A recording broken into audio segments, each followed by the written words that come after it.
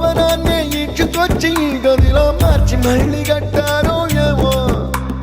మాయజాలము తెలుసు మంత్రకారడి తెలుసు రెంటి కన్న ఇది ఇంకోటేమో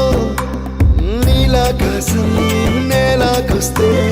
ఇట్టాగే ఉంటాదో ఏమో ఈ సంతోషం దాచాలంటే హృదయాలు ఓ వంద కావాలేమో ఇంతందంగా ఉంటుందా ఈ లోకం ఇన్నాళ్ళు ఈ మనసుకి తెలియాలే